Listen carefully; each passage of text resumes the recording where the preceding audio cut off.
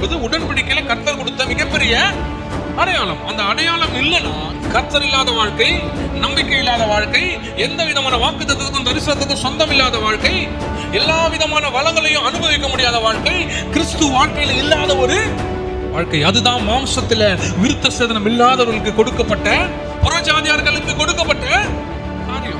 அப்போ ஒருவன் உடன்படிக்கைக்குள்ள வந்து அவன் கர்த்தருக்குள்ள எல்லா ஆசீர்வாதத்தையும் அனுபவிக்க வேண்டும் என்றால் அவன் விருத்த சேதனம் பண்ணி இருக்க வேண்டும்.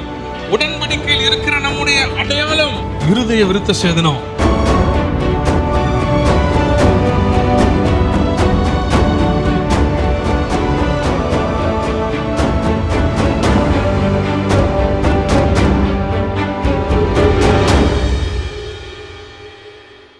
உடன்படிக்கை இல்லாத ஒருவனது அடையாளம். கிறிஸ்துவுக்குள்ள நாம உடன்படிக்கைக்குள்ள தான் நமக்கு அடையாளம். உடன்படிக்கை இல்லாத நமக்கு இல்ல, உடன்படிக்கை இல்லாமல் இருக்கும் பொழுது நமக்கு அடையாளம் என்ன?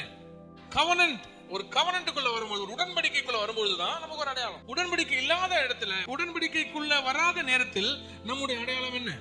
Passport it's not a citizenship. Passport இருக்குல்ல, பாஸ்போர்ட் குடிமகனா? பாஸ்போர்ட் குடிமகனின் அடையாளமா? சோ நான் குடிமகன், நான் குடிமகன் என்று அங்க போய் நான் குடிமகன் ஃபிளைட்ல விட மாட்டான். குடிமகனுக்கான அடையாளத்தை காண்பித்தால் தான் என்னை உள்ளே விடுவான். அல்லேலூயா. நான் ஒரு நார்மலான ஆளா இருந்தாலும் உடன்படிக்கைக்குள்ளே வரும் பொழுது கிறிஸ்துவின் அடையாளம் எனக்குள்ள இருக்கும் பொழுதுதான் நான் கிறிஸ்துவுக்குள்ள கிறிஸ்தவனாய் காணப்படுகிறேன். அப்போ உடன்படிக்கைக்குள்ள நாம் வந்து உடன்படிக்கைக்குள்ள உடன்பட்ட உடையதான் நாம் வித்தியாசப்படுகிறோம். கிறிஸ்துவுக்குள்ள இல்லாதவர்கள், அதாவது உடன்படிக்கைக்குள்ள உடன்படாதவர்கள், உடன்படிக்கைக்குள்ளே உள்ளே வராதவர்களை வேதம் என்ன சொல்லுகிறது? தேவனாகிய கர்த்தர் உடன்படிக்கை ஏற்படுத்துகிறார். உடன்படிக்கையில் இல்லாதவர்களை வேதம் என்ன சொல்லுகிறது என்றால், வாசிங்க எபேசியரின் புஸ்தகம் 2வது அதிகாரம் 10வது வசனத்தை வாசிங்க. ஏனெனில் நற்கிரியைகளை செய்கிறதற்கு நாம் கிறிஸ்து இயேசுவுக்குள் சிருஷ்டிக்கப்பட்டு தேவனுடைய செய்கையாயிருக்கிறோம். அவைகளில் நாம் நடக்கும்படி அவர் முன்னதாக அவைகளை ஆயத்தம் பண்ணியிருக்கிறார். அல்லேலூயா. அவர் ஆயத்தம் பண்ணதுக்கு அப்புறம் தான் 11வது வசனம் சொல்லுது, ஆனபடியினால், வாசிங்க, ஆனபடியினால் முன்னே மாம்சத்தின்படி புறச்சாதியாராய் இருந்து. அல்லேலூயா. நீங்க ரொம்ப நல்லா கவனமா தெளிவா அழகா ஒரு வசனம் ஒரு வார்த்தைகளை நீங்க கவனிக்கணும். மாம்சத்தின்படி நாம் புறச்சாதியாராய் இருந்து. நம்மள யாரு? யூதர்கள் அல்லாத யாவரும் மாம்சத்தின்படி புறஜாதியார்கள். நம்மளாம் புறஜாதியாரா தான் இருந்தோம். மாம்சத்தின்படி புறஜாதியாரா இருந்து மாம்சத்தின் கையினாலே செய்யப்படுகிற விருத்த சேதனம் உடையவர்களால் விருத்த சேதனம் இல்லாதவர்கள் எண்ணப்பட்ட நீங்கள். ஆனபடினாலே முன்னே மாம்சத்தின்படி நீங்கள் புறஜாதியார். யார் நீங்க? மாம்சத்தின்படி புறஜாதியார். மாம்சத்தின் கையினாலே செய்யப்படுகிற விருத்த சேதனம் உடையவர்களால் விருத்த சேதனம் இல்லாதவர்கள் எண்ணப்பட்ட நீங்கள். அல்லேலூயா. அப்போ ஒன்ஸ் மாம்சத்துல நீங்க கர்த்தருக்குள்ள வர்றதற்கு முன்னாடி விருத்த சேதனம் அடையாமல் விருத்த சேதனம் பண்ணாத இருக்கிற நீங்க இந்த உலகத்திற்கு எப்படி, அதாவது கர்த்தருடைய பார்வையில, யூதனுடைய பார்வையில நீங்க எப்படி காணப்பட்டீர்கள் என்றால், வாசிங்க 12வது வசனம். நீங்கள், அல்லேலூயா, மாம்சத்தின் விருத்த சேதனம் இல்லாதவர்கள், மாம்சத்தில விருத்த சேதனம் இல்லாத நீங்கள் அக்காலத்திலே முதலாவது என்ன சொல்றாங்கன்னா, கிறிஸ்துவை சேராதவர்களும்.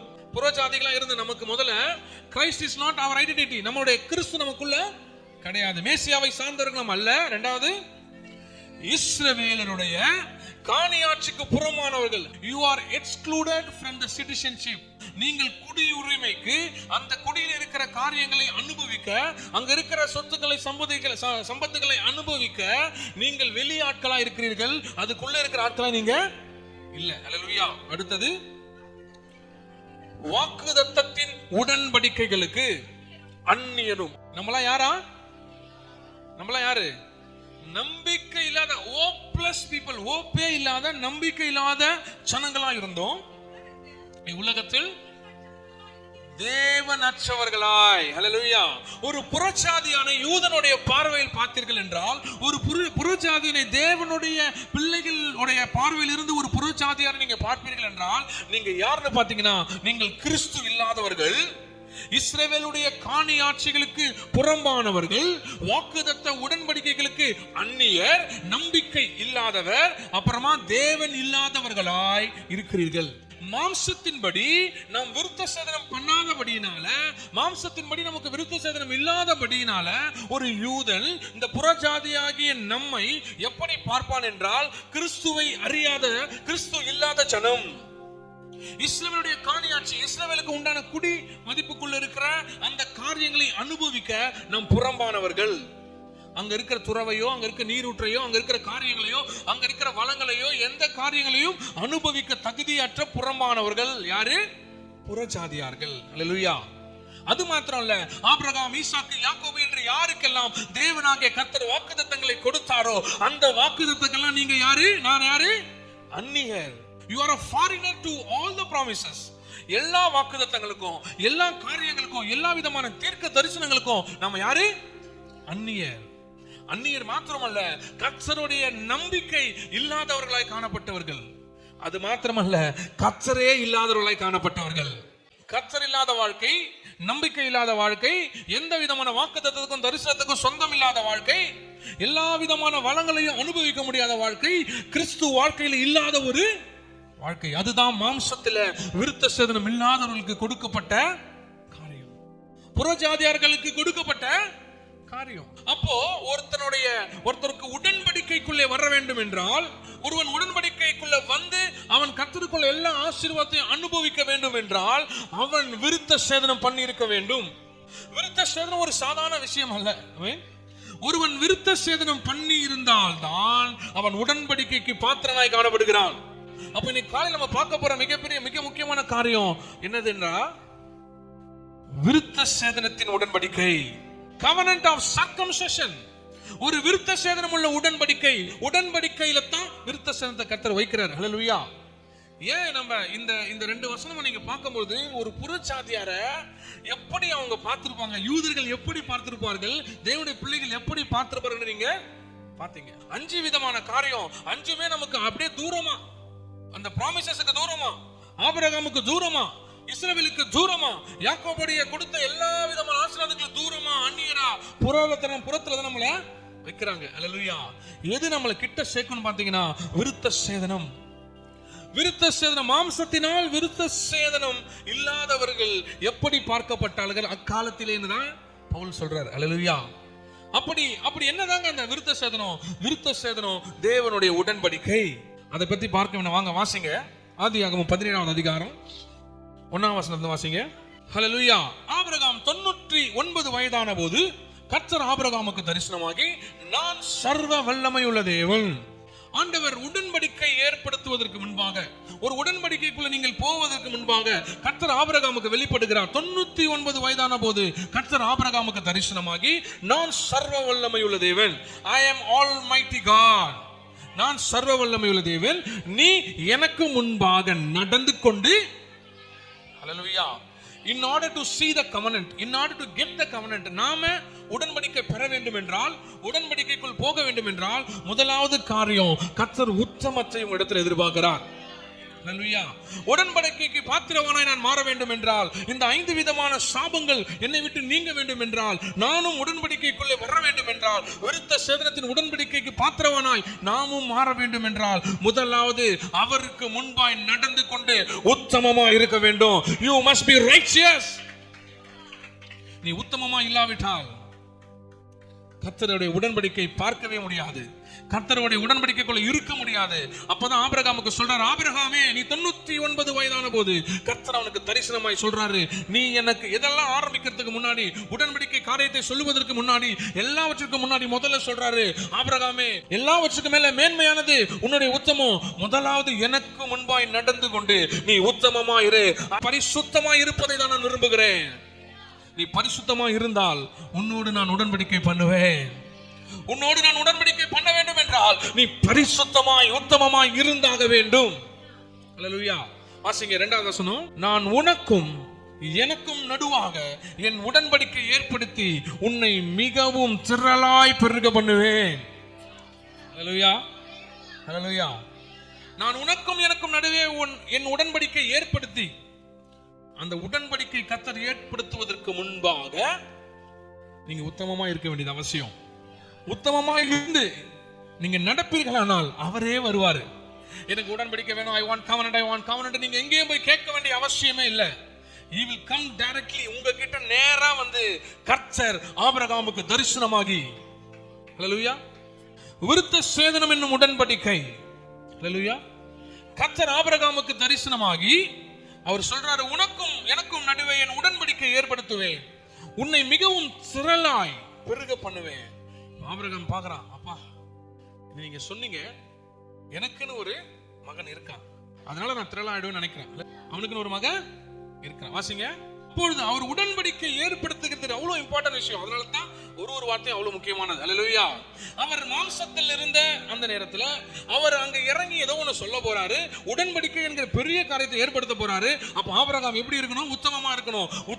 உத்தமமா இருந்த ஆபிரகாம் கிட்ட கர்த்தர் வந்து சொல்றாரு, ஆபிரகாமே சொன்னாரு, ஆபிரகாம் ஏன் இஸ்மாவேல் சேஷ்டபுத்திர அந்த பாகத்தை உடையவனா இல்லாம ஏன் ஈசாக்கு சேஷ்டபுத்திரனா மாறணும்? தகப்பன் யாரு? ஆபிரகாம் தானே. இஸ்மாயில் பிறக்கும் போது ஆபிரகாம் இல்லாம ஆபிரகாமா இருந்த பொழுது இஸ்மாவேல் பிறந்தான். இஸ்மாவேல் பிறந்ததுனால ஆண்டவர் ஆபிரகாமுக்கு பிறந்த இஸ்மாவேலை நான் அழைக்கவில்லை, ஆபிரகாமுக்கு பிறக்க போகிற ஈசாக்கை தான் நான் உடன்படிக்கையாய். ரொம்ப கவனமா நம்ம படிக்கணும். கர்த்தர் உடன்படிக்கை ஏற்படுத்துவதற்கு முன்பாக வராரு. ஆபிரகாம் முகக்குப்புற விழுந்து வணங்கினான்.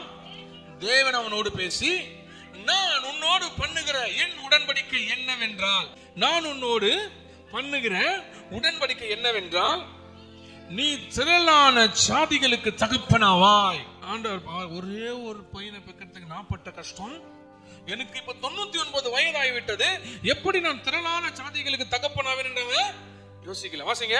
முதலாவது கர்த்தர் அந்த 1ஆம் வசனம் வாசிங்க. ஒரு உடன்படிக்கையை ஏற்படுத்துவதற்கு முன்பாக கர்த்தர் பரிசுத்தத்தை எதிர்பார்க்கிறார். அதான் முதல் பாயிண்ட். ஹல்லேலூயா. முதலாவது உடன்படிக்கைக்கு பாத்திராய் மாற வேண்டும் என்றால், உடன்படிக்கை உங்களை தேடி வர வேண்டும் என்றால், தேவன் விரும்புகிற உத்தமமும் தேவன் விரும்புகிற பரிசுத்தமும் நம்மிடத்தில் இருக்க வேண்டும். ஹல்லேலூயா. அவர் நமக்கு உடன்படிக்கை பண்ணும்படியாய் இறங்கி வந்துட்டாரு. உடன்படிக்கை ஏற்படுத்த விரும்பி விட்டால் அவர் இரண்டாவது என்ன பண்ணுவார்னா, he will give you a new name, ஒரு புது பெயரை உங்களுக்கு கொடுப்பார். அது வரைக்கும் ஆபிரகாம் என்று எண்ணப்பட்ட ஆபிராமை கர்த்தர் ஆபிரகாம் என்று மாற்றுகிறார். ஹல்லேலூயா, ஹல்லேலூயா. அதாவது ஆபிரகாம் என்றால் உயர்ந்த தகப்பன். ஹல்லேலூயா. ஆபிரகாம் என்றால் சாதிகளுக்கு தகப்பன். ஹல்லேலூயா. இது வரைக்கும் ஆபிரகாமா இருந்த நீ இந்த உலகத்துல 99 வயசு வரைக்கும் ஞானத்தாலும் அறிவால குறுக்கு வழியினால ஒரு பிள்ளையை பெற்று வச்சிருக்கிற, இதெல்லாம் என் திட்டத்துல கிடையாது. ஹல்லேலூயா. நீ ஆபிரகாமா என்னன்னா பண்ணி அதெல்லாம் விட்டுரு. ஹல்லேலூயா. நீ எதெல்லாம் பண்ணி அதெல்லாம் மாம்சம், அதெல்லாம் என்னது மாம்சம், அதெல்லாம் விட்டு நான் உன்னோட புதிய உடன்படிக்கை ஏற்படுத்துகிறேன். ஹல்லேலூயா. அந்த புதிய உடன்படிக்கை என்னவென்றால், நான் உன்னை திரளாய் பெருக பண்ணுவேன். அப்பொழுது ஆபிரகாம் முகம் குப்புற விழுந்து வணங்கினான். தேவன் அவனோடு பேசி, நான் உன்னோடு பண்ணுகிற என் உடன்படிக்கை என்னவென்றால், நீ திரளான சாதிகளுக்கு தகப்பனாவாய் எண்ணப்படும். இனி உன் பேர் ஆபிரகாம் எண்ணப்படாமல் நான் உன்னை திரளான ஜாதிகளுக்கு தகப்பனாக ஏற்படுத்தினபடியால் உன் பேர் ஆபிரகாம் என்று எண்ணப்படும். உன்னுடைய மூச்சு காத்துல ஆபிரகாம் அப்படின்னு இருக்கிற வரைக்கும் நீ சாதா தகப்பன். என்னுடைய மூச்சு காத்தாக்கி யாவேல இருந்து ஒரு ஹேவை எடுத்து உன் பெயர்ல ஆபிரகாம்னு வைக்கும் பொழுது நீ ஜாதிகளுக்கு தகப்பன். உன் மனைவி சாரா என்று எண்ணப்படாமல் சாரஹா என்று எண்ணப்படுவாள். இன்னொரு ஹேவை நான் உன் மனைவிக்கு கொடுத்தபடியால் அவளும் ஜாதிகளுக்கு தாயாக மாறுவாள். அப்ப உடன்படிக்கை ஏற்படுத்துகிற தேவனாகிய கர்த்தர் முதலாவது பரிசுத்தத்தை அடையாளப்படுத்துகிறார். உங்க பரிசுத்தம் அவருக்கு தெரியணும், உங்க உத்தமம் அவருக்கு தெரியணும். அதை பார்த்த உடனே உடன்படிக்கை ஏற்படுத்துவதற்கு முன்பாக உங்களுடைய அர்த்தங்களையே மாற்றுகிறார். இதுவரைக்கும் மாம்சத்தில் இருந்த ஆபிரகாமே, இனி கர்த்தருடைய அந்த மூச்சு காத்துக்குள்ள வா, கர்த்தருடைய கிருபைக்குள்ள வா என்று ஆபிரகாமுக்கு ஒரு நாமத்தை, ஒரு பெயரை மாற்றுகிறார். ஆசையை தொடர்ந்து 6ஆம் வசனம். உன்னை மிகவும் அதிகமாய் பலுக பண்ணி உன்னிலே சாதிகளை உண்டாக்குவேன். ஹல்லேலூயா. அது வரைக்கும் நீ ஜாதிகளுக்கு தகப்பன்னு சொல்லியிருந்தாரு. இப்போ உடன்படிக்கையில் அவர் அழகா கொண்டு வர, உன்னை மிகவும் பலுக பண்ணி உன்னிலே ஜாதிகளை உண்டாக்குவேன். ஜாதிகளை உண்டாக்குவது மாத்திரமல்ல, ராஜாக்கள் உன்னிலே தோன்றுவார்கள். வாசிங்க.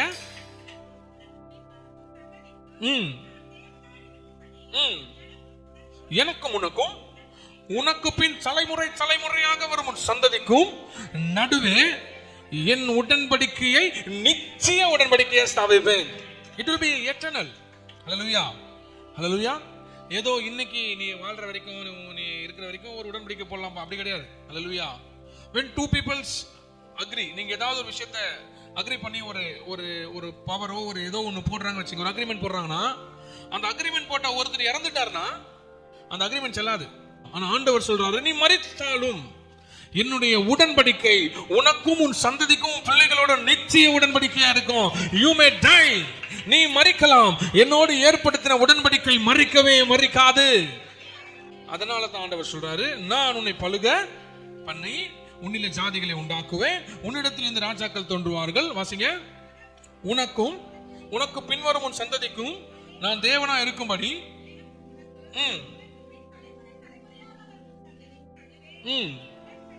என் உடன்படிக்கையை நித்திய உடன்படிக்கையாக ஸ்தாபிப்பேன்.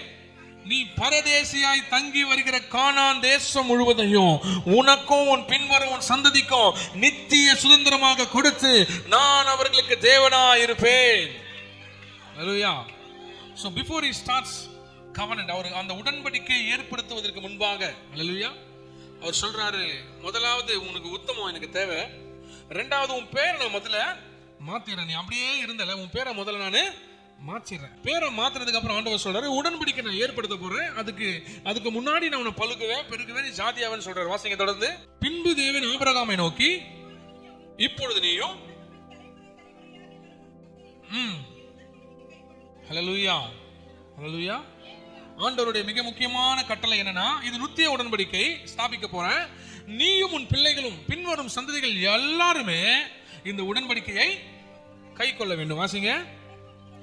எனக்கும் உங்களுக்கும், கர்த்தர் இங்க உடன்படிக்கை ஏற்படுத்தினார், எனக்கும் உங்களுக்கும் உனக்கு பின்வரும் உன் சந்ததிக்கும் நடுவே உண்டாகிறதும் நீங்கள் கை கொள்ள வேண்டியதுமான என் உடன்படிக்கை என்னவென்றால், ஹல்லேலூயா, கர்த்தர் ஏற்படுத்துகிற கவனன்ட், அவர் ஏற்படுத்துகிற உடன்படிக்கை சொல்றாரு. அவர் எப்படி அந்த உடன்படிக்கை ஆசீர்வதிக்க போறாரு, எப்படி ஸ்தாபிக்க போறாரு சொல்லிட்டு சொல்றாரு, எனக்கும் உங்களுக்கும் உனக்கும் பின்வரும் உன் சந்ததிக்கும் நடுவே உண்டாகிறதும். ஹல்லேலூயா. அவர் எவ்வளவு அழகான வார்த்தைகளை கொண்டு எழுதுறாரு பாருங்க. உனக்கும் எனக்கும் சொல்லி முடிக்கல, எனக்கும் உங்களுக்கும் உனக்கும் பின்வரும் உன் சந்ததிக்கும் நடுவே உண்டாகிறதும். அதாவது அது உடன்படிக்கை உண்டானதுன்னா உண்டாயிருச்சுன்னு அர்த்தம். அவர் வரும் வரை அந்த உடன்படிக்கை தொடர்ந்து கொண்டுதான் இருக்கு. வாசிங்க. உங்களுக்குள் பிறக்கும் சகல ஆண் பிள்ளைகளும் விருத்த சேதனம் பண்ணப்பட வேண்டும். ஹல்லேலூயா. விருத்த சேதனம் என்னும் உடன்படிக்கை நம்ம பார்த்து கொண்டிருக்கிறோம். ஹல்லேலூயா. மாம்சத்தின்படி விருத்த சேதனம் பண்ணாதவர்கள் 5 விதமான காரியம் அவங்க மேல வருது. என்ன வருது? கிறிஸ்துவை அறியாதவர்களா இருக்கிறாங்க, இஸ்ரவேலுடைய காணாச்சருக்கு புறம்பானவர்கள், எல்லா வாக்குத்தத்தத்துக்கும் தீர்க்கதரிசனத்துக்கும் அந்நியர்கள், நம்பிக்கை இல்லாதவர்கள், தேவன் இல்லாதவர்கள். ஹல்லேலூயா. யாரு? இந்த விருத்த சேதனம் பண்ணாதவர்கள். எந்த விருத்த சேதனம்? தேவன் சொன்ன உடன்படிக்கை என்கிற நித்திய உடன்படிக்கையை கைப்பற்றாத, அதை ஃபாலோ பண்ணாத, அதை கேட்காத எல்லார் மேலையும் அந்த 5 விதமான காரியம் இருக்கும். அவர்கள் யூதர்கள் என்று எண்ணப்பட மாட்டார்கள், புறஜாதியர்கள் என்று எண்ணப்படுவார்கள். ஹல்லேலூயா. இப்ப ஆண்டவர் சொல்றாரு, என் உடன்படிக்கை என்னவென்றால், உங்களுக்கும் பிறக்கும் சகல ஆண் பிள்ளைகளும் விருத்த சேதனம் பண்ணப்பட வேண்டும். உங்கள் நுனித்தோலின் மாம்சத்தை விருத்த சேதனம் பண்ண கடவீர்கள். அது எனக்கும் உங்களுக்கும் உள்ள உடன்படிக்கையின் அடையாளம். ஹல்லேலூயா. இப்போ தேவனாகிய கர்த்தர் ஆபிராமை அழைத்து, ஆபிராமே நீ ஆபிரகாம் என்று அழைக்கப்படுவாய், இதுவரைக்கும் நீ சாதாரண தகப்பனாய் காணப்பட்டாய், இனி நீ ஜாதிகளுக்கு தகப்பனாய் மாறப்போகிறாய், ஆபிரகாம் என்ற பெயரிலே நீ அநேக மாம்சமான காரியங்களை செய்து விட்டாய், நான் உனக்கு ஒரு நித்திய உடன்படிக்கை ஏற்படுத்துகிறேன். அந்த நித்திய உடன்படிக்கை என்னவென்றால், நீ உன் நுனித்தோலாகிய மாம்சத்தை கட் பண்ணணும். You should cut out. அந்த நுனித்தோலை கட் பண்ணுவது மாம்சத்தை. ஹல்லேலூயா. கர்த்தரோடு ஏற்படுகிற உடன்படிக்கை என்னவென்றால், மாம்சம் உங்களிலிருந்து விலக்கப்படுவதாக. மாம்சம் உங்களை விட்டு விலகி போக வேண்டும். மாம்சம் உங்களிடத்தில் இருக்கக்கூடாது. அந்த நுனித்தோலின் மாம்சத்தை கட் பண்ணி எடுக்கணும். அல்லேலூயா. வாசிங்க. அது எனக்கும் உங்களுக்கும் உள்ள உடன்படிக்கையின் அடையாளம். நான் இந்த ஸ்கூலோட ஸ்டூடெண்ட் என்பது எல்லாருக்கும் தெரியும். ஆனா எனக்கு ஒரு என்ன போடுவாங்க, ஐடென்டி கார்டு. என் மூஞ்ச பார்த்தா தெரியாது, இது கார்டு போடுறாங்க. இந்த ஸ்கூலோட ஸ்டூடெண்ட் என்பதற்கு அடையாளம். நீங்க எங்கேயோ ஒரு இடத்துல போயிட்டு நான் இந்தியன் தான் பாருங்க, தமிழ் பேசுறேன், நான் இந்தியன் தான் பாருங்க, நான் ஹிந்தி கூட பேசுவேன், நான் இந்தியன் தான், என் மூஞ்ச பாருங்க, கலரை பாருங்கன்னு சொல்லலாம். எல்லாம் கேட்டு கியா அச்சா ஐடி கார்டு தேக்கோ, ஐடி கார்டு காட்டு. அதுல பாப்பான், அதுல பார்த்து அந்த நல்லா இல்லாத போட்டோவை பார்த்து மூஞ்ச பார்த்து மேட்ச் பண்ணி அவனுக்கு போட்டிருக்க ஜெராக்ஸ் மூஞ்சும் தெரியாது, அதுல மேட்ச் பண்ணது ஐடி கார்டு சரியா இருக்கு போன்னு அனுப்புவோம். நைட்ல எங்கேயோ சுத்தி இருக்கு, திடீர்னு போலீஸ்க்கு வந்து பரவாயில்ல நீ தமிழ் பேசுற போப்பா நல்லா அப்படி விட்டுருவாரா? ஆதார் கார்டுனா ஐடி கார்டு, அது ஒரு அடையாளம். அல்லேலூயா. எப்படி ஒரு மனிதனுக்கு பாஸ்போர்ட், ஆதார் கார்டு போன்ற அடையாளங்கள் அடையாள அட்டைகளாக கொடுக்கப்படுகிறதோ, தேவனுடைய பிள்ளைகளுக்கு விருத்த சேதனம் அடையாளமாக கொடுக்கப்பட்டது. எனக்கும் உங்களுக்கும் ஏற்படுத்துகிற உடன்படிக்கையின் அடையாளமாக இந்த விருத்த சேதனத்தை நான் உங்களுக்கு கொடுக்கிறேன். யாக்கோபு கிட்ட சொல்ற, ஆசீர்வதிக்கு முன்பாக தொடை கீழே கை வைன்றார். அது நிறைய பேருக்கு புரியாது, இன்னொரு நாள் எடுக்கிறேன். ஆனா அது அடையாளம். அந்த அடையாளத்தின்படிதான் கர்த்தர் யூதர்களையும் இஸ்ரவேலையும் ஆசீர்வதித்தார். வாசிங்க தொடர்ந்து. உன் வீட்டில் பிறந்த பிள்ளையும், 12வது வசனம் வாசிங்களா, அந்நியனிடத்துல உங்களில் தலைமுறை தலைமுறையாக பிறக்கும் ஆண் பிள்ளைகள் எல்லாம் அல்லேலூயா விருத்த சேதனத்தை பண்ண வேண்டும். அது உங்களுக்கும் எனக்கும் உள்ள அடையாளமாக இருக்கும். அதை பண்ண வேண்டிய நாளே கர்த்தர் சொல்றார். எந்த நாள்? ஆண்டவர் சொல்றார், 8ஆம் நாளிலே நீ விருத்த சேதனம் பண்ண வேண்டும். 8 என்ன? அல்லேலூயா. 8 புதிய துவக்கம். நீ எப்போ மாம்சத்தை கட் பண்றியோ அன்னிலிருந்து தேவனாகிய கர்த்தர் புதிய துவக்கத்தை உனக்கு தருவாரு. 8 என்பது ஒரு புதிய வாழ்க்கைக்கான ஆரம்பம், புதிய துவக்கத்துக்கான ஆரம்பம். அந்த நுனி மாம்சத்தை, நுனித்தொலை கட் பண்ணும் பொழுது மாம்சம் இருந்து வெட்டுப்படுகிறது. அன்றையில் இருந்து ஒரு புதிய அடையாளத்தை கர்த்தர் தருகிறார். இந்த குழந்தை பிறந்த இந்த குழந்தை 8ஆம் நாளிலே உடன்படிக்கை ஏற்படுத்தி விட்டது. இனி அது சாதாரண குழந்தையாக இல்ல, என்னுடைய குழந்தையாக, என்னுடைய அடையாளத்திலே வளரும். ஆபிரகாமுக்கு நான் என்ன அடையாளத்தை கொடுத்தனோ அந்த அடையாளத்தை அந்த குழந்தை உடையவனா இருக்கிறபடினால எல்லா ஆசீர்வாதத்துக்கும் அவன் புறமானவன் அல்ல, உட்பட்டவனாய் காணப்படுகிறான். அப்போ ஒருவன் உடன்படிக்கைக்குள் வர வேண்டும் என்றால் விருத்த சேதனம் பண்ணியாக வேண்டும். அந்த விருத்த சேதனம் அவனுக்கு அடையாளமாக காணப்படுகிறது. அந்த அடையாளம் 8ஆம் நாளிலே போடப்படுகிறது. அல்லேலூயா. வாசிங்க. உன் வீட்டிலே பிறந்த பிள்ளையும். அல்லேலூயா. கர்த்தர் எவ்வளவு நல்லவர் பாருங்க. ஆபிரகாமை அழைத்து அவனை ஆசீர்வதித்து உடன்படிக்கை ஏற்படுத்துறாரு. உடன்படிக்கை ஏற்படுத்தும் போது உன்னிலே பிறந்த பிள்ளைகளுக்கு மாத்திரம்னு சொல்லல, உன்னிலே பிறந்த பிள்ளைகளுக்கு மாத்திரம் சொல்லல, உன்னிலே பிறந்த பிள்ளைகளும் உன் பணத்திற்கு கொல்லப்பட்டவனும். அந்த காலத்துல நமக்கு பெரிய ஆள் நம்ம காண்பிக்கணும்னா நமக்கு சந்ததிகள், நமக்கு பெரிய அடிமைகள், நிறைய கூட்டங்கள் இருக்கும் போதுதான் அவனை பெரிய ஆளாக, சம்பத்துள்ள ஆளாக மதிப்பார்கள். அப்போ எகிப்து சந்தையில ஏதோ அங்கங்க சந்தைகள், அந்த ஊர்கள் நாகரிகமான ஊர்கள்லாம் இருக்கும் பொழுது அந்த சந்தையில பேரு, அவன் ஊரு, அவனுக்கு நம்பரு, அவன் எண்ணத்துல திறமையானவன்னு சொல்லி போர்டு விற்பாங்க.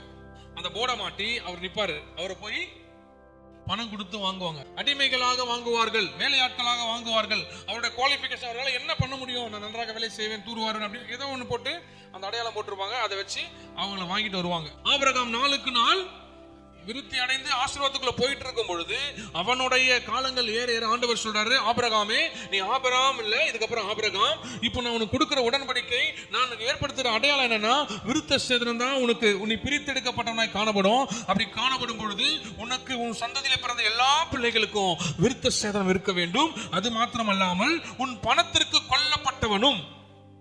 அல்லேலூயா. உன் பாளையத்துல யாரெல்லாம் வேலை செய்யறானோ, நீ யாரெல்லாம் வாங்கிட்டு வந்தியோ அவனும் விருத்த சேதனம் பண்ணப்பட வேண்டியது. இது நான் ஏதோ சொல்லலங்க, பைபிள்ல இருக்குது.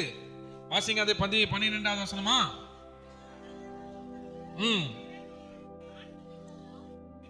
8ஆம் நாளிலே விருத்த சேதனம் பண்ணப்பட வேண்டும். வீட்டிலே பிறந்த பிள்ளை, உன் வித்தில்லாத அந்நியனிடத்துல பணத்திற்கு கொல்லப்பட்ட எந்த பிள்ளையும் அப்படியே விருத்த சேதனம் பண்ண விட வேண்டும். உன் பிள்ளையும் பண்ணணும், உன் வீட்டுல வேலை செய்யற பிள்ளையும் பண்ணணும். வாசிங்க. உன் வீட்டிலே பிறந்த பிள்ளையும் உன் பணத்திற்கு கொல்லப்பட்டவனும் விருத்த சேதனம் பண்ண வேண்டியது அவசியம். இப்படி என் உடன்படிக்கை உங்க மாம்சத்திலே நிச்சய உடன்படிக்கையா இருக்கும். அப்போ அவர் நமக்குள்ள ஒரு அடையாளத்தை வைக்கிறாரு. உங்க வீட்டுல பிறந்த பிள்ளையா இருந்தாலும் சரி, நீ வாங்கின வர பிள்ளையா இருந்தாலும் சரி, நீ எந்த பிள்ளையை உங்க வீட்டுல சேர்த்துக்கிறியோ, உன்னுடைய பாளையத்துக்குள்ள உன்னுடைய ஆட்களாக ஆபிரகாமின் சொந்தம் என்று ஜன்னம் என்று யாரெல்லாம் இருக்கிறார்களோ எல்லா பிள்ளைகளுக்கும் நீ விருத்த சேதனத்தின் அடையாளத்தை போட வேண்டும். வாசிங்க. விருத்த சேதனம் பண்ணப்படாதிருக்க நுனித்தோல் உள்ள ஆண் பிள்ளை இருந்தால் அந்த ஆத்மா என் உடன்படிக்கை மீறினபடியால் தன் ஜனத்தில் இராதபடிக்கு அறுப்புண்டு போவான். அப்போ நுனித்தோல அந்த அடையாளத்தை அடையாத எந்த ஆண் பிள்ளையும் தேவனுடைய உடன்படிக்கைக்கு உள்ள கிடையாது. தேவனுடைய உடன்படிக்கை மீறினவனாய் காணப்படுவான். அப்படி மீறி காணப்படுகிற எந்த ஆண் பிள்ளையும், எந்த ஆண் பிள்ளையா இருந்தாலும், எந்த விசுவாசியா இருந்தாலும், விருத்த சேதனம் இல்லாம இருந்தீங்கன்னா அறுப்புண்டு போவீர்கள். ஹல்லேலூயா. ஃபர்ஸ்ட் ஆண்களுக்கு தானே விருத்த சேதனம். நாங்க எப்படி பண்றதுன்னு பெண்கள் கேட்டீங்கன்னா உங்களுக்கு தான் இருக்குது. விருத்த சேதனம் என்பது அடையாளம். முதல்ல அதை நான் உங்களுக்கு தெளிவா சொல்லிடுறேன். அந்த அடையாளம் என்பது உடன்படிக்கையில கர்த்தர் கொடுத்த மிகப்பெரிய அடையாளம். அந்த அடையாளம் இல்லைன்னா கர்த்தர் அந்த ஜனத்தை அறுப்புண்டு போகும்படி செய்து விடுவார். ஹல்லேலூயா. வாசிங்க ரோமர் 4:11. மேலும் விருத்த சேதனம் இல்லாத காலத்தில் அவன் விசுவாசத்தினாலே அடைந்த நீதிக்கு முத்திரையாக விருத்த சேதனமாகிய அடையாளத்தை பெற்றான். நம்ம இவ்வளவு நாள் எல்லாம் விருத்த சேதனம்னா கர்த்தர் ஏதோ சொன்னார் நினைச்சிருப்போம். ஆனா நீங்க புரிஞ்சுக்க வேண்டியது என்னன்னா, விருத்த சேதனம் என்பது ஒரு அடையாளம். ஹல்லேலூயா. It is identity. அங்க அழகா சொல்றாங்க பாருங்க. மேலும் விருத்த சேதனம் இல்லாத காலத்திலே அவன் விசுவாசத்தினாலே அடைந்த நீதிக்கு முத்திரையாக விருத்த சேதனமாகிய அடையாளத்தை பெற்றான். விருத்த சேதனம் இல்லாதவர்கள் ஆகிய விசுவாசிக்கிற யாவருக்கும் நீதி எண்ணப்படும் பொருட்டாக அவர்களுக்கு அவன் தகப்பனாய் இருக்கும்படிக்கு விருத்த சேதனத்தை பெற்றவர்களாய் மாத்திரமல்ல, நம்முடைய தகப்பனாகிய ஆபிரகாம் விருத்த சேதனம் இல்லாத காலத்தில் அடைந்த விசுவாசமாகிய அடிச்சுவடுகளில் நடக்கிறவர்களாய் இருக்கிறவர்களுக்கு தகப்பனாய் இருக்கிறபடிக்கும் அந்த அடையாளத்தை பெற்றான். சோ விருத்த சேதனம் இல்லாத காலத்துல விருத்த சேதனம் என்கிற உடன்படிக்கை அடையாளத்தை பெறுவதற்காக ஆபிரகாமுடைய விசுவாசம் நீதியின் முத்திரையாக காணப்பட்டது. ஹல்லேலூயா. அப்படி விருத்த சேதனத்தை பெற்றவர்களாய் மாத்திரமல்ல, நம்முடைய தகப்பனாகிய ஆபிரகாம் விருத்த சேதனம் இல்லாத காலத்தில் அடைந்த விசுவாசமாகிய அடிச்சுவடுகளில் நடக்கிறவர்களாய் இருக்கிறவர்களுக்கும் விருத்த சேதனம் பண்ணி இருக்கிறவங்களுக்கும் அவன் தகப்பனா இருக்கிறான். இப்போ ஒரு யூதன் அவன் எங்கேயாவது போனா வச்சுங்களேன், அவன் நுனித்தோல் அவனோட அடையாளம் அவங்களுக்கு இருக்கும். அந்த அந்த அந்த திமிரு பாத்தீங்கன்னா, நான் ஒரு யூதன் என்பதுல அவங்களுக்கு அந்த 8ஆம் நாளிலே அடையாளத்தை போட்டுக்கொண்ட யூதன் அப்படின்னு சொல்லுவாங்க. கர்த்தருடைய உடன்படிக்கைக்கு பாத்திரமான யூதன் சொல்லுவாங்க. அப்படி எவ்வளவு திமிரோடு அவர்கள் சொல்ல காரணம், தேவனுடைய பிள்ளைகள் என்று அறிந்தவர்கள். அப்படி அந்த அடையாளத்தை ஏற்படுத்தி கொண்டவர்கள் மாத்திரம் ஆபிரகாம் தகப்பனாயிராமல், அந்த அடையாளத்திற்கு முன்பே விசுவாசம் என்னும் நீதியினால அவன் அந்த அந்த தேவனுடைய நீதியை அடைந்தபடினால இப்போ விருத்த சேதனம் இல்லாம நீதியை ஃபாலோ பண்ற நமக்கும் அவன் தகப்பனா இருக்கிறான். நம்ம யாரும் நுனித்தோல வெட்டி விருது சென்ற அந்த அடையாளத்தை காண்பிக்கல, ஆனா நமக்கும் ஆபிரகாம் தான் தகப்பன். ஏனென்றால் அவனுடைய நீதி என்னும் விசுவாசம் முன்னாடியே அன்றியும் உலகத்தை சுதந்திரிப்பான் என்கிற வாக்குத்தத்தம் ஆபிரகாமுக்காவது அவன் சந்ததிக்காவது நியாய பிரமாணத்தினால் கிடையாமல் விசுவாசத்தினால் வருகிற நீதியினாலே கிடைத்தது. நாம் இன்று விருத்த சேதனம் அடைந்தவர்களாக இருப்பது நீதி என்கிற விசுவாசத்தினால. ஹல்லேலூயா. ஹல்லேலூயா. அப்ப நம்ம என்ன அடையாளம் பாஸ்டர், உடன்படிக்கையில் இருக்குமா இல்லையா அப்படின்னு நமக்கு போக போக தான் உங்களுக்கு தெரியும். ஹல்லேலூயா. மீதி இருக்கிற காரியத்தை சொன்னாதான் நம்ம எதுல இருக்குன்னு நமக்கு தெரியும். ஆமென். ஆதியாகமம் 17ஆம் அதிகாரம்.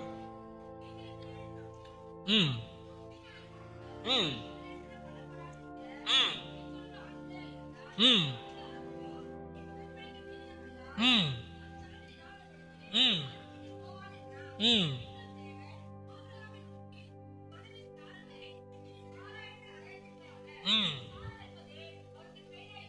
ம் ஹல்லேலூயா. ஹல்லேலூயா. அப்போ விருத்த சேதனம் என்கிற இந்த உடன்படிக்கை ஒரு ஒரு யூதனுக்கும் தேவனுடைய பிள்ளைகளுக்கும் அடையாளமாக காணப்படுகிறது. ஹல்லேலூயா.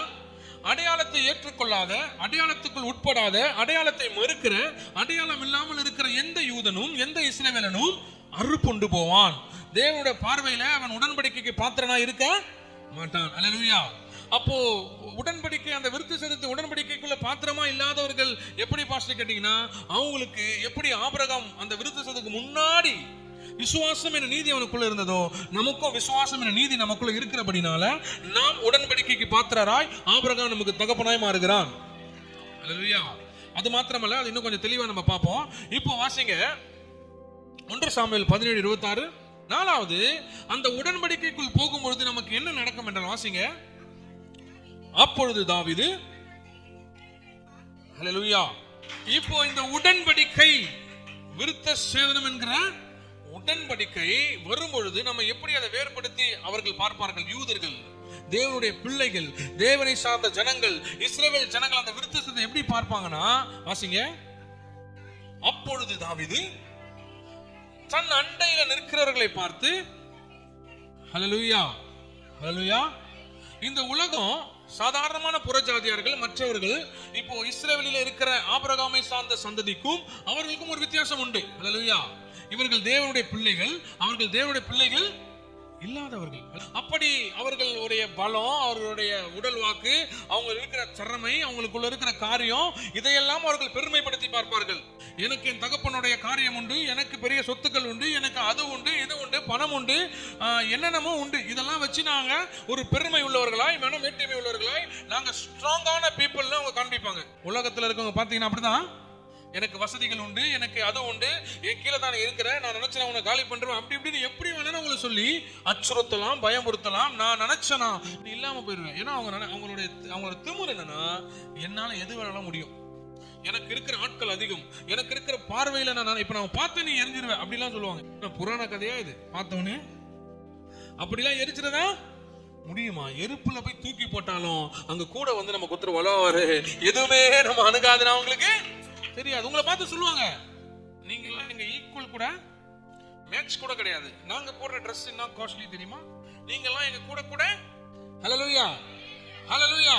நாம மேட்ச் பண்ணி ஐயோ அவங்க உண்மையிலே பெரியவங்க தான் போல, அவங்க உண்மையிலே அவங்க அப்படிதான் போல, உண்மையிலே அவங்க அப்படிதான் போல நினைக்கிறோம். நீங்க தாவீதை போல யோசிக்கணும்.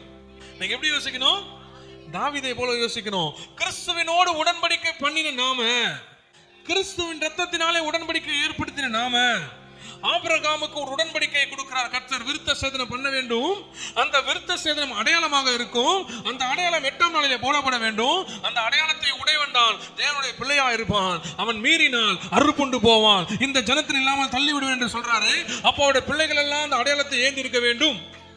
அந்த அடையாளத்தோடு இருக்கிற பிள்ளை அந்த ஜனத்துக்கு விரோதமாய், ஆப்போசிட்ல இருக்கிற புறஜாதியா, அந்நியன், புறம்பானவன், கர்த்தருக்கு பிரியமில்லாதவன் வந்து நிற்கும் போது அவனுடைய பலத்தை அல்ல, அவனுடைய உடல் அந்த பருமனத்தை அல்ல, அவனுடைய பட்டயத்தையோ, அவனுடைய பவரையோ, அவனுடைய காரியத்தையோ, எதிரில் யாரா வேண்டுமானாலும் நீ இரு, யாரா வேண்டுமானாலும் இரு. வாசிங்க. அப்பொழுது தாவீது தன் அண்டையில நிற்கிறவர்களை பார்த்து, இந்த பெலிஸ்தீனை கொன்று,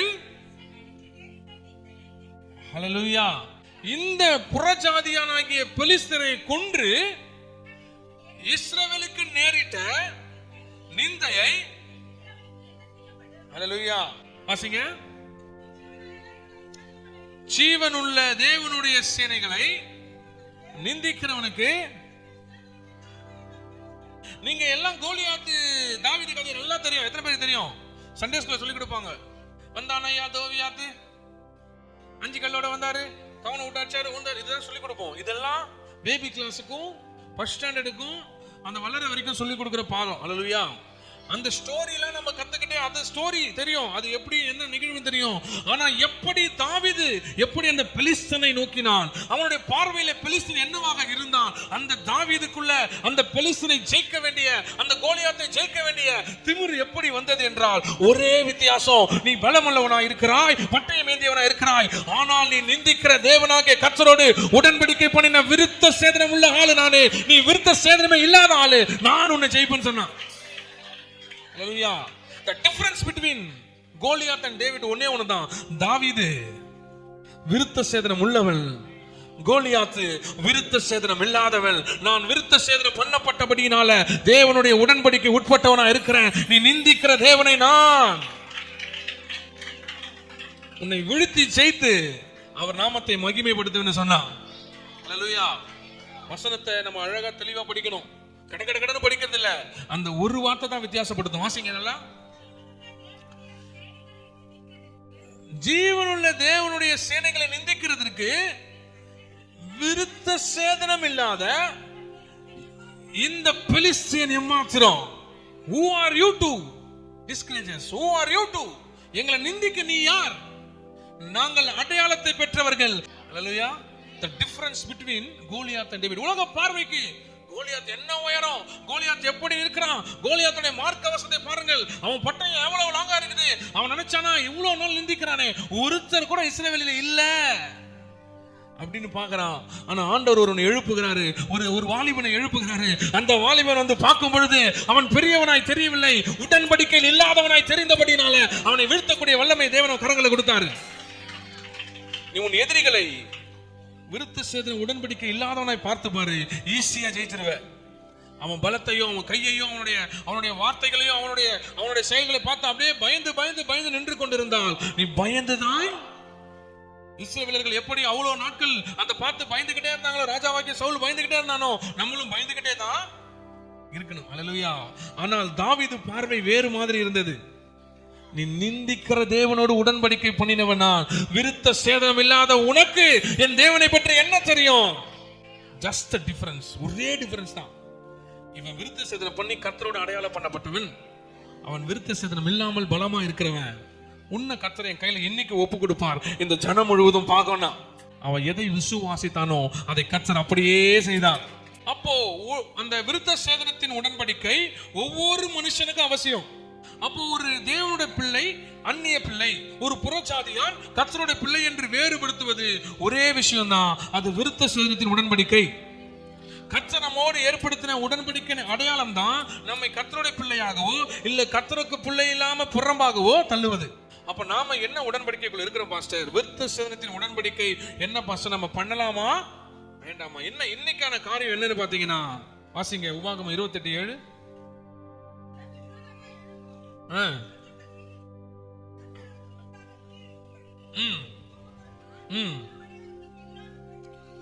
ஒரு வழியாக உனக்கு எதிராக புறப்பட்டு வருவார்கள்,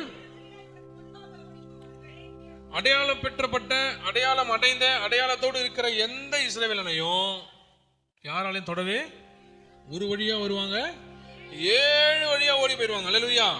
எபேசியர் 1:13 வாசிங்க.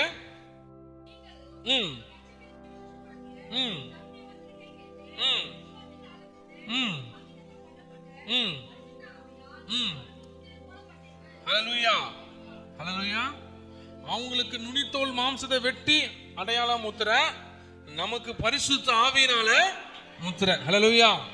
இப்போ நாம விசுவாசத்துல உடன்படிக்கைக்குள்ள போறோம். அப்போ விருத்த சேதனம் எங்க பண்ணணும்? விருத்த சேதனம் எங்க பண்ணணும்? விருத்த சேதனத்தை நாம் பண்ணதான் ஆகணும். ஹல்லேலூயா. அதுல எந்த மாற்றமும் கிடையாது. விசுவாசத்துல பண்றோம். ஆனா அன்னைக்கு மாம்ச நுனித்தோலை வெட்டுவது விருத்த சேதனமாக காணப்பட்டது. அப்போ இன்னைக்கு விசுவாசத்துல நாம விருத்த சேதனம் உடன்படிக்கைக்குள்ள போய்தான் ஆகணும். அது பழைய ஏற்பாட்டு அடையாளமாச்சே அப்படின்னு சில பேர் சொல்லுவாங்க. அது பழைய ஏற்பாட்டுல அடையாளம் அல்ல, கர்த்தர் பழைய ஏற்பாட்டிலேயே புதிய ஏற்பாட்டுக்கான அடையாளத்தையும் கொடுத்து விட்டார். வாசிங்க உபாகமம் 30:6. உன் தேவனாகிய கர்த்தரில், ஹல்லேலூயா, உங்க தேவனாகிய கர்த்தருக்கு ஆஃப் ஹார்ட் கிடையாது, முழு இருதயத்தோடும் உன் முழு ஆத்மாவோடும் அன்பு கூர்ந்து, ஹல்லேலூயா, உன் முழு, ஆல் ஆஃப் யுவர் ஹார்ட், அப்புறம் ஆல் ஆஃப் யுவர் ஸ்பிரிட், அன்பு கூர்ந்து பிழைக்கும்படி உன் தேவனாகிய கர்த்தர் உன் இருதயத்தையும் உன் சந்ததியாரின் இருதயத்தையும் விருத்த சேதனம் பண்ணி, ஹல்லேலூயா. ஆபிரகாமுக்கு அடையாளமாக கொடுக்கப்பட்டது நுனித்தோலின் மாம்சத்தை அடையாளமா வெட்டி எடுக்க வேண்டும் என்று. ஹல்லேலூயா. நியாயப்பிரமாணத்திலே உபாகமம் 30:6 ஆண்டவர் சொல்றாரு, வாசிங்க. உன் தேவனாகிய கர்த்தரில் உன் முழு இருதயத்தோடும் உன் முழு ஆத்மாவோடும் அன்பு கூர்ந்து பிழைக்கும்படி உன் தேவனாகிய கர்த்தர் உன் இருதயத்தை. அப்போ கிறிஸ்தவர்களாகிய நாம அந்த 5 விதமான ஆசீர்வாதத்துக்கு உள்ளே போக வேண்டும் என்றால் நம்முடைய இருதயம் விருத்த சேதனம் பண்ணப்பட வேண்டும். இருதயத்துல விருத்த சேதனம் இருந்தால்தான் கர்த்தருடைய அடையாளத்தை நாம் ஏந்தி கொண்டிருப்போம். யூதர்களுக்கு நுனித்தோல் பார்க்கப்படும், கிறிஸ்தவர்களுக்கு இருதயம் பார்க்கப்படும். அவர்களுக்கு அந்த மாம்சம் கட் பண்ணணும், நமக்கு இந்த மாம்சத்தை கட் பண்ணணும். இருதயத்துல மாம்சம் அப்படின்னு போட்டு எதெல்லாம் ஃப்ளஷ் மாம்சமா இந்த உலகத்துல எதெல்லாம் காணப்படுகிறதோ அதெல்லாம் இருதயத்தை விட்டு நீங்க விளக்கினாதான் தேவனுடைய அடையாளம் என்கிற உடன்படிக்கைக்கு பாத்திரவனா இருப்பீங்க. அல்லேலூயா. வாசிங்க கொலோசியர் 2ஆம் அதிகாரம் 11-12.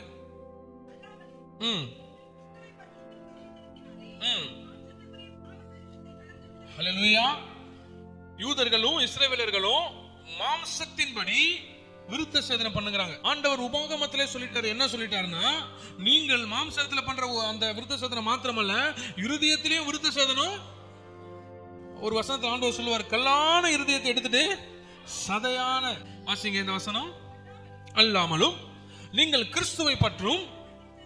ஹல்லேலூயா. ஆபிரகாமுக்கு சொல்லும் போது விருத்த சேதனம் சொன்னார். இங்க பவுல் கொலோசியருக்கு எழுதும் என்ன சொல்றாரு, நீங்க மாம்சத்துக்குரிய பாவ சரீரத்தை கலைத்து விட்டதுனால நீங்கள் கையால செய்கிற விருத்த சேதனம் அடையாம கையால் செய்யப்படாத இருதய விருத்த சேதனத்தை அடைந்து விட்டீர்கள். உடன்படிக்கையில் இருக்கிற நம்முடைய அடையாளம் இருதய விருத்த சேதனம். கிறிஸ்துவினுக்குள்ள கிறிஸ்துவை பற்றும் விருத்த சேதனத்தினால நீங்க ஆபிரகாம் உங்களுக்கு சொன்ன அந்த சந்ததிகள் பண்ணி வருகிற அந்த கட்டிங் நுனித்தோலை கட் பண்ணி வருகிற விருத்த சேதனத்தின் உடன்படிக்கை அல்லாமல் தேவனுடைய கைகளால செய்யப்பட்ட மாம்சத்தில் இருக்கிற இருதய விருத்த சேதனத்தினால நீங்க உடன்படிக்கையின் அடையாளத்தை பெற்றுக்கொள்றீங்க. ஞானஸ்தானத்திலே அவரோடு கூட அடக்கம் பண்ணப்பட்டவர்களாகவும் அதிலே அவரை மரித்தோரிலிருந்து எழுப்பின தேவனுடைய செயலின் மேலுள்ள விசுவாசத்தினால் அவரோடு கூட எழுந்தவர்களாகவும் இருக்கிறீர்கள். உங்கள் பாவங்களினாலேயும் உங்கள் மாம்ச விருத்த சேதனம் இல்லாமையினாலேயும் மரித்தவர்களாய் இருந்த உங்களை அவரோடு கூட உயிர்ப்பித்து அக்கிரமங்கள் எல்லாவற்றையும் உங்களுக்கு மன்னித்து நமக்கு எதிரடையாகவும் கட்டளைகளால் நமக்கு விரோதமாகவும் இருந்த கையெழுத்தை குலைத்து அதை நடுவில் இராதபடிக்கு எடுத்து சிலுவையின் மேலே ஆணி அடித்து துரைதனங்களை அதிகாரங்களையும் உரித்துக் கொண்டு வெளியரங்கமான கோலமாகி அவைகளின் மேலே வெற்றி சிறந்தார். ஹல்லேலூயா. வாசிங்க ரோமர் 2:29. ஹல்லேலூயா. அப்போ ஒருத்தருக்கு விருத்த சேதனத்தின் உடன்படிக்கை கொள்ள போகணும்னா அவன் ஆபிரகாம் ஈசாக்கு யாக்கோபு செய்தது போல நுனித்தோலை கட் பண்ண வேண்டிய அவசியம் கிடையாது. எப்போ இயேசு கிறிஸ்து மூலமா உள்ள வந்தானோ அவன் இருதயத்துல தான் விருத்த சேதனம் பண்ண வேண்டும். அல்லேலூயா. வெளியரங்கமான விருத்த சேதனம் அல்ல, உள்ள இருக்கிற இருதயத்தில் ஏற்படுகிற விருத்த சேதனம் தான் ரொம்ப முக்கியமானது. அதை பவுல் ரோமருக்கு சொல்றாரு. புறம்பாக யூதனானவன் யூதன் அல்ல. அல்லேலூயா. புறம்பாகனா வெளியில பார்க்க யூதன் மாதிரி தெரியறவன்லாம் யூதன் கிடையாது. நான் யூதன் சொல்றவன்லாம் யூதன் கிடையாது. நான் மாம்சத்தின் நுனித்தோலை 8ஆம் நாளிலே நான் கட் பண்ணி கர்த்தருடைய அடையாளத்தை பெற்றவன் என்று சொல்லுகிறவன் எல்லாம் முன்னாடி இருந்திருக்கலாம். எப்போ ஆண்டவராகிய இயேசு கிறிஸ்து அந்த கையெழுத்தை கொலைத்து நடுவில் இராதபடிக்கு எடுத்து போட்டு வெளியரங்கமான கோலமாகி நமக்காக வெற்றி சிறந்தாரோ அப்போ வெளியில அந்த நுனித்தோலை வெட்டி விருத்த சேதனம் பண்ணி காணப்படுகிறவர்கள் யூதர்கள் அல்ல. அல்லேலூயா. வாசிங்க. புறம்பாக. ஆமென்.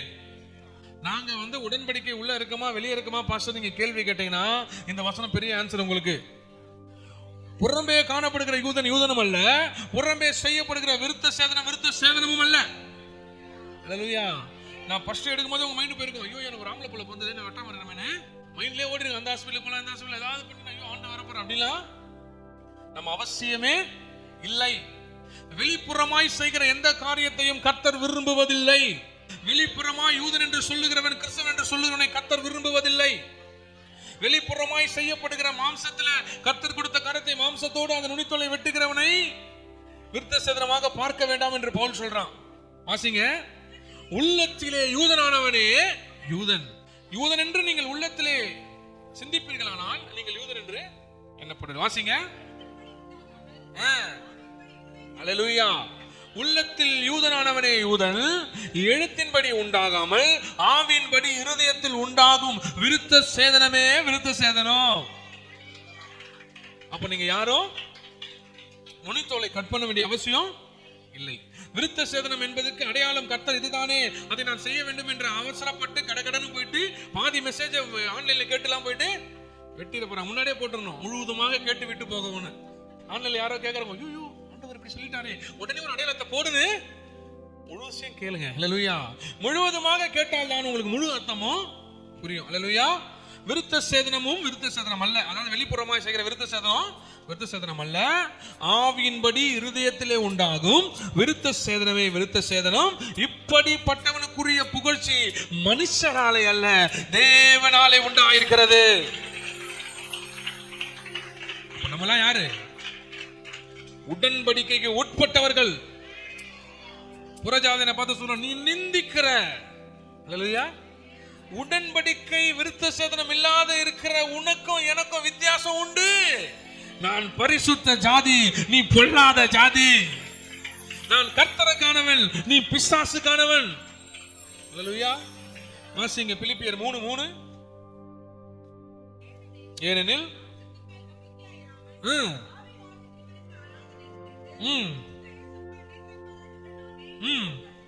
அல்லேலூயா. அப்போ விசுவாசத்துல விருத்த சேதனம் உடன்படிக்கை உள்ளவன் யாரு? பண்ற யூதன் எல்லாம் விருத்த சேதனம் பண்ணப்பட்ட உடன்படிக்கை பாத்திரம் அல்ல. யாரெல்லாம் மாம்சத்துல கையினால் செய்யப்பட்ட மாம்சத்தால் செய்யப்பட்ட விருத்த சேதனம் அல்ல, ஆவியினால் செய்யப்பட்டு கையினால் செய்யப்படாத விருத்த சேதனம் யார் அடைந்திருக்கிறானோ அவன் தான் தேவனுடைய உண்மையான அடையாளத்தை பெற்றிருக்கிறான். அல்லேலூயா. அப்படி எப்படி பாஸ்டர் அப்படி கேட்டீங்கன்னா, மாம்சத்தின் மேல் நம்பிக்கையாயிராமல், never believe on your flesh. பிலிப்பியர் 3:3. என்ன விருத்த சேதனம் நம்ம பெற்றிருக்கிறோம் பண்றோம் அப்படின்னா ஒன்னே ஒண்ணுதான், மாம்சத்தின் மேலே நம்பிக்கையாயிராமல். ஒரு எக்ஸ்டெண்ட் டாக்டர் நம்புங்க, ஒரு எக்ஸ்டெண்ட் மருந்துகளை நம்புங்க, ஒரு எக்ஸ்டெண்ட் ஒரு பணத்தை நம்புங்க, உங்க சொத்து எல்லாம் ஒரு எக்ஸ்டெண்ட் ஏதோ பண்றீங்க கொள்றீங்க, ஓகே, அதெல்லாம் ஒரு கட்டம் தான். ஒரு கட்டம் வரும், ஒரு கட்டம் உங்க மாம்சத்தை நம்ப முடியாத நாட்கள் வரும், நீங்க யோசித்ததை நம்ப முடியாத நாட்கள் வரும், நீங்க போட்ட கணக்கு எல்லாம் சுக்கு நூறா உடைகிற நாட்கள் வரும். அல்லேலூயா. ஆல் தி திட்டங்கள், நீங்க போட்ட எல்லா பிளான்ஸும் சுக்கு நூறா உடங்கி ஐயோ இதெல்லாம் இப்படியா அப்படின்னு பார்க்கிற நாள் வரும். அந்த டைம்ல இந்த வசனத்தை படிங்க. மாம்சத்தின் மேல் நம்பிக்கை ஆயிராமல் ஆவியினாலே தேவனுக்கு ஆராதனை செய்து கிறிஸ்து இயேசுவுக்குள் மேன்மை பாராட்டுகிற நாமே விருத்த சேதனம் உள்ளவர்கள். மாம்சத்தின் மேல் நம்பிக்கை வைக்க வேண்டுமானால் நானும் வைக்கலாம். வேறொருவன் மாம்சத்தின் மேல் நம்பிக்கையா இருக்க நினைத்தால் நான் அதிகமாய் அப்படி செய்யலாம். அல்லேலூயா. யூதர்கள் அந்த காலகட்டத்தில், இயேசுக்கு வாழ்ந்த காலகட்டத்தில், இவங்க இயேசுவெல்லாம் நிந்திக்கிற டைம் அது இப்படி இப்படி யூதன் தான் அப்படின்னு அவங்க சொல்லும் போது அவங்க என்னென்னலாம் மேன்மை பாடுறாங்க அதெல்லாம் பவுலும் மேன்மை பாடுறாங்க. ஏன்னா அவரும் யூதன் தான். அல்லேலூயா. அவனும் அந்த எபிரேயனா இருக்கிறபடினால வாசிக்காங்க அந்த வசனம். நான் அல்லேலூயா. எதெல்லாம் நீ மேன்மை பாராட்டுற, நான் அப்படி நான் இப்படி நான் அது எதுன்னு சொல்றல, அதுல விட அதிகமான மேன்மை பாராட்ட முடியும். யார் சொல்றா? பவுல் சொல்றான். நானும் 8ஆம் நாளிலே மாம்சம், இப்போ மாம்சத்துல நீங்க போடுற அந்த அடையாளம் எல்லாம் வேணாங்க, இருதயத்துல போட்டதாங்க அடையாளம் அப்படி சொல்லும் பொழுது மத்த யூதெல்லாம் சொல்லுவான், ஒருவேளை இவன் யூதனா தெரியலையே, ஒருவேளை இவன் கர்த்தருடைய பிள்ளையா தெரியலையே, ஏன்னா கர்த்தருக்கு விரோதமாலாம் பேசுறான் அப்படின்னு சொல்லுவாங்க. அதுக்குதான் பவுல் சொல்றாரு, நான் 8ஆம் நாளிலே உங்களை போலவே நீங்கள் எதை பெருமைப்படுத்துகிறீர்களோ அதே போல கர்த்தருடைய அடையாளத்தை பெற்ற யூதன் தான் நானும் பெஞ்சமின் கோத்திரத்தான், எபிரேயரில் பிறந்த எபிரேயன், நியாய பிரமாணத்தின்படி நான் பரிசேயன், பக்தி வைராக்கியத்தின்படி சபையை துன்புறுத்தினவன், நியாய பிரமாணத்துக்குரிய நீதியின்படி குற்றம் சாட்டப்படாதவள், ஆகிலும் எனக்கு லாபமா இருந்தவைகளே அவைகளை கிறிஸ்துவுக்காக நஷ்டம் என்று எண்ணினேன். அது மாத்திரமல்ல, என் கர்த்தரை கிறிஸ்துவை இயேசுவை அறிகிற அறிவின் மேன்மைக்காக எல்லாவற்றையும் நஷ்டம் என்று விட்டேன். நான் கிறிஸ்துவை ஆதாயப்படுத்திக் கொள்ளும்படிக்கு நியாய பிரமாணத்தினால் வருகிற சுயநீதியை உடையவனாய் இராமல் கிறிஸ்துவை பற்றும் விசுவாசத்தினால் வருகிற விசுவாச மூலமாய் தேவனால் உண்டாயிருக்கிறதுமான நீதியை உடையவனாய் இருந்து கிறிஸ்துவுக்குள் இருக்கிறோம் என்று காணப்படும்படிக்கு இப்படி நான் அவரை உயிர்த்தெழுதின் வல்லமையும் அவருடைய பாடுகளின் ஐக்கியத்தை அறிகிறதற்காக அவருடைய மரணத்திற்கொப்பான மரணத்திற்குள்ளாகி எப்படி ஆயிரம் நான் மரித்தோரிலிருந்து உயிரோடு எழுந்திருப்பதற்கு தகுதியாகும்படிக்கு அவருக்காக எல்லாவற்றையும் நஷ்டம் என்று விட்டேன், குப்பையுமா எண்ணுகிறேன். That is Paul for you. அதான் நம்முடைய பவுல். ஹல்லேலூயா. அவருடைய புரிதலை யாராலையும் அந்த வசனத்தை நீங்க 10 தடவை படிச்சாதான் அதோட புரிதலே வரும். நான் நீ நினைக்கிற அந்த பெருமையாய் சொல்லுகிற அந்த விருத்த சேதனத்தை நானும் அடைந்திருக்கிறேன். உன் அடையாளம் நீ சொல்ற அந்த அடையாளத்தை நானும் பெற்றிருக்கிறேன். நீ பார்த்தால் பெஞ்சமின் கோத்திரத்தான், நீ பார்த்தால் நான் பரிசேயன், நான் ஒரு யூதன், நான் ஒரு இஸ்ரவேலன், உனக்கு எதெல்லாம் பெருமையோ அதெல்லாம் எனக்கும் இருக்குது. ஆனால் நியாய பிரமாணத்தின்படி சுயநீதியை நான் அடையாமல் கிறிஸ்துவின் விசுவாசத்தினாலே நான் அடைந்திருக்கிற நீதி, நான் எப்படி ஆகிலும் அவர் வரும் பொழுது மரித்தோரிலிருந்து உயிர் தரப்பட வேண்டும் என்று அந்த எண்ணத்திற்காக இந்த எல்லாவற்றையும் நஷ்டம் என்று விட்டேன், குப்பையுமா எண்ணுகிறேன். கிறிஸ்துவை அறிகிற அறிவிற்காக எல்லாவற்றையும் நஷ்டம் என்று விட்டான் பவுல். ஹல்லேலூயா. அப்போ வெளிப்புறமாய் வருகிற விருத்த சேதனத்தின் உடன்படிக்கைக்கு நம்ம உட்பட்டிராமல் மாம்சத்தால் அல்ல, இருதயத்துக்குள்ள இருக்கிற அந்த விருத்த சேதனத்துக்குள்ள உட்பட்டு கர்த்தருடைய நீதி என்கிற அந்த உடன்படிக்கைக்குள்ள நம்ம போகணும். வாசிங்க கலாத்தியர் 5:6.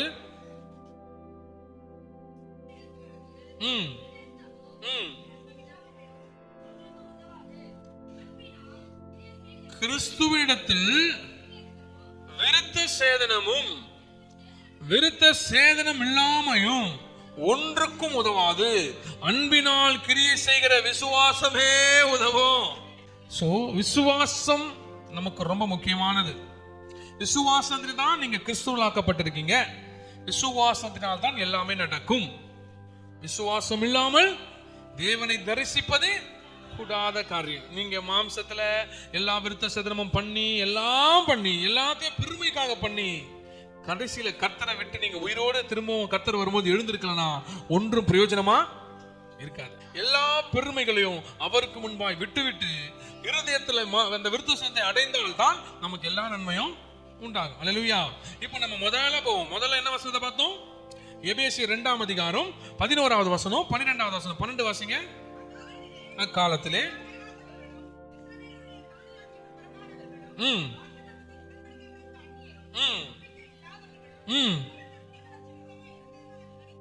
ஹல்லேலூயா ஹல்லேலூயா.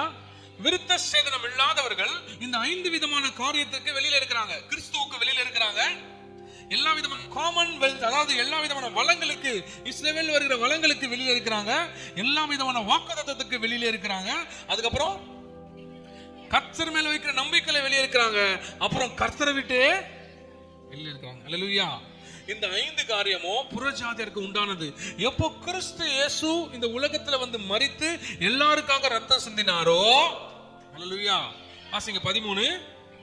முன்னே தூரமாயிருந்த நீங்கள் இப்பொழுது கிறிஸ்து இயேசுவுக்குள் நமக்கு ஏற்படுத்தப்பட்டிருக்கிற மிகப்பெரிய உடன்படிக்கை இயேசுவின் ரத்தம். தூரமாயிருந்த உங்களை கிறிஸ்து இயேசுவுக்குள்ள சமீபமாக்கினார். ஹல்லேலூயா. கிறிஸ்து இல்லாத வாழ்க்கையில் இந்த புறஜாதியா இருந்த உங்களை கிறிஸ்துவுக்குள்ள சமீபமாக்கினார். ஹல்லேலூயா. இஸ்ரவேலின் காணியாட்சிகளாக அந்த வளங்களை யூஸ் பண்ண முடியாம அந்த வளங்களுக்கு சம்பந்தமே இல்லாத இருக்கிற உங்களை எல்லா வளங்களுக்கும் சொந்தக்காரரை கர்த்தர் உருவாக்கினார். தூரமாய் ஆபிரகாமின் ஆசீர்வாதத்திற்கு புறனாக காணப்பட்ட உங்களை ஆபிரகாமின் ஆசீர்வாதத்துக்குள்ளே கொண்டு வந்தார். நம்பிக்கை அற்றவர்களாக இருந்த உங்களை கிறிஸ்துவின் நம்பிக்கைக்குள்ளே கொண்டு வந்தார். தேவன் இல்லாமல் வாழ்ந்து வந்த உங்களை தேவனுடைய ராஜ்யத்திற்குள்ள அவருடைய பாத்திரங்களை உங்களை கொண்டு வந்தார். இந்த 5 விதமான காரியமும் புறமாய் இருந்தது கிறிஸ்துவின் ரத்தத்துக்குள் சமீபமாய் மாறினது. வாசிங்க தொடர்ந்து. எப்படி எனில் அவரே நம்முடைய சமாதானக்காரராகி, ஹல்லேலூயா, இரு தரத்தாரை ஒன்றாக்கி பகையாக நின்ற பிரிவினையாகிய நடுச்சுவரை தகர்த்து சட்ட திட்டங்களாகிய நியாய பிரமாணத்தை தம்முடைய மாம்சத்தினாலே ஒழித்து ஒரே புதிய மனுஷனாக சிருஷ்டித்து இப்படி சமாதானம் பண்ணி பகையை சிலுவையினால் கொன்று அதனாலே இருதரத்தாரையும் ஒரே சரீரமாக தேவனுக்கு ஒப்புரவாக்கினார். அல்லாமலும் அவர் தூரமாயிருந்த உங்களுக்கு சமீபமாயிருந்த அவர்களுக்கும் சமாதானத்தை சுவிசேஷமாக அறிவித்தார். அந்தபடியே நாம் இருதரத்தாரும் ஒரே ஆவினாலே பிதாவினிடத்தில் சேரும் ஸ்லாக்கியத்தை அவர் மூலியமாய் பெற்றிருக்கிறோம். ஆகையால் நீங்கள் இனி அந்நியரும் பரதேசிகளுமாய் இராமல் பரிசுத்தவான்களோடு ஒரே நகரத்தாரும் தேவனுடைய வீட்டாரமாய் இருந்து அப்போஸ்தலர் தீர்க்கதரிசிகள் என்பவர்களுடைய அஸ்திபாரத்தின் மேலே கட்டப்பட்டவர்களாய் இருக்கிறீர்கள். அதற்கு இயேசு கிறிஸ்து தாமே மூலைக்கல்லாய் இருக்கிறார். He is the cornerstone. இயேசு கிறிஸ்துவின் மூலைக்கல்லு மேல தான் நம்ம கட்டப்பட்டிருக்கிறோம். இனி நீங்கள் அந்நியர் கிடையாது. ஆபிரகாமுடைய ஆசீர்வாதத்துக்கு நீ சொந்தக்காரன் கிடையாது அப்படின்னு என்ன சொன்னாங்கன்னா, கிறிஸ்து இயேசுவின் இரத்தத்தினால நான் சொந்தக்காரன்.